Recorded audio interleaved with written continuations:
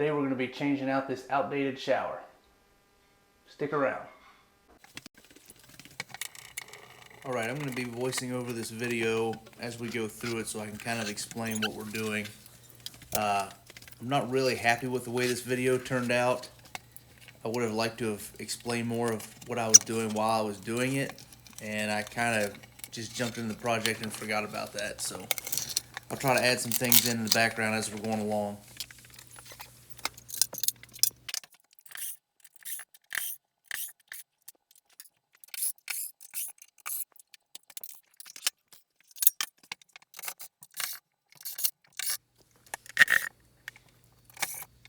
First thing I'd like to add is whenever you're doing a remodel like this, if you want to save yourself a bunch of work, is to just try to take things apart as careful as you can so that you're not damaging things as you're trying to get them out of a small space like that.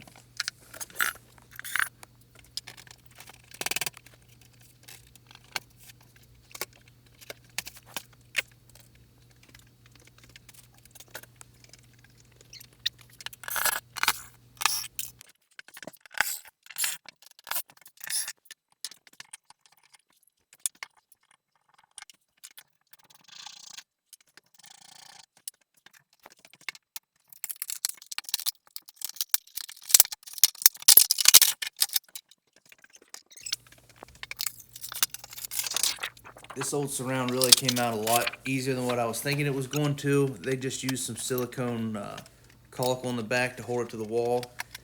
I was really sure that it was going to take most of the drywall with it, and I would end up doing more drywall than what I ended up having to do. So it really came out nice. And the silicone came off of the wall super easy too. You just basically had to rub it and it would fall right off. Also, I probably need to get some longer shirts.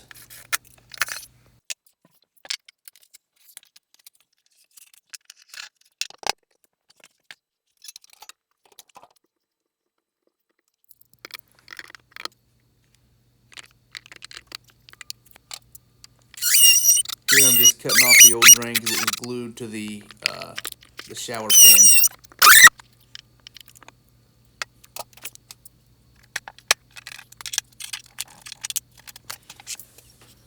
It was kind of tricky to fish out from underneath that wall.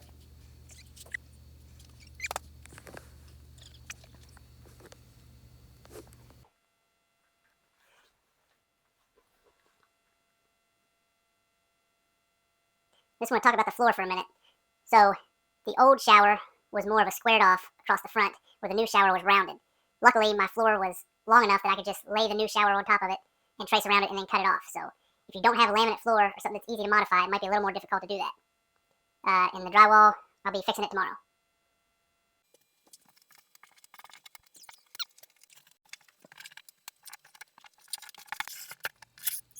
In this next shot, you're going to see a mortar bed that I put down before I put down the new shower pan. This is the first time I'd done that, but it really did make that shower pan feel a lot more stiff, and it didn't allow it to flex as much.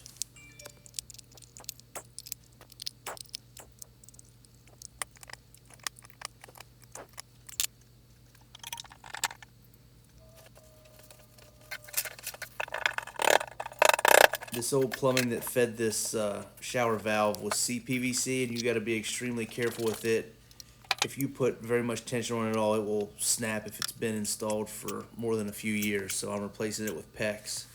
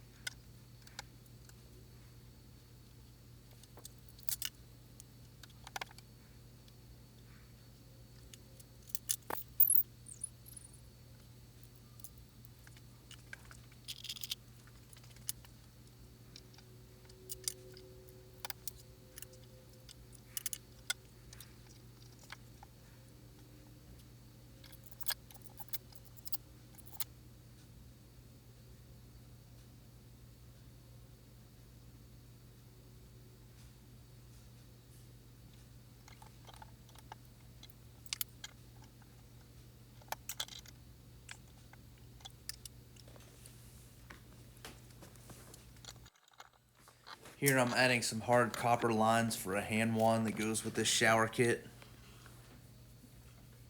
That is Easy Sand 20 Quick Sit drywall mud, and it's really good if you need to apply multiple coats in a short period of time.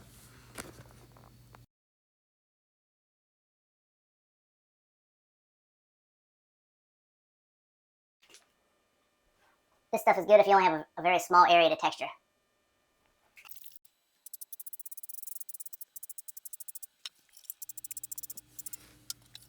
That texture really makes these small projects go faster because you don't have to drag out a bunch of equipment to do the knockdown or the orange peel type texture. And that little piece of cardboard just keeps it from getting too much overspray. The most important part about that is to feather it out so that it blends in with the knockdown that's already on the wall.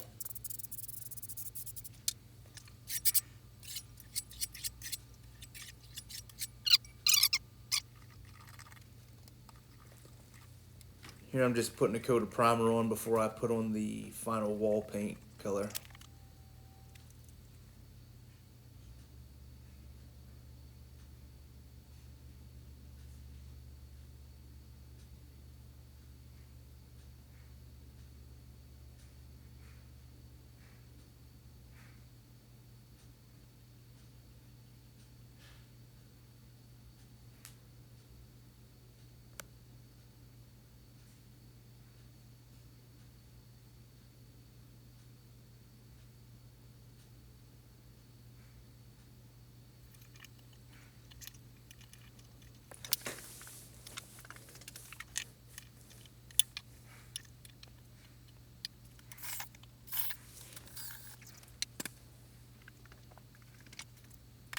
This shower kit has a metal corner piece that you mount before you put in the side walls, and it holds them to the wall.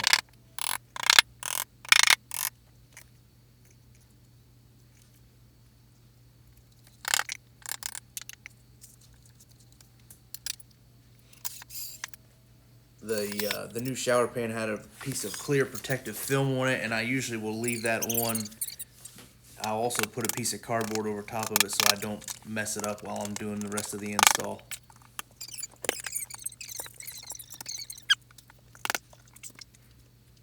And I believe that I just used some power grab type of silicone on the back of this, and it really holds that stuff to the wall pretty well.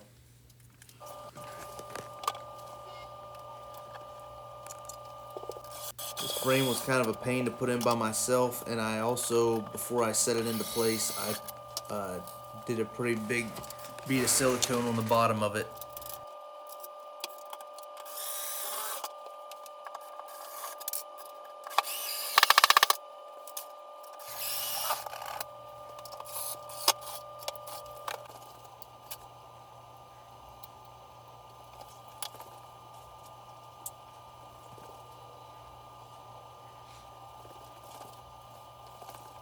We're going to be setting the glass in next. You have to be extremely careful with it that you don't bump it on anything hard or it will shatter.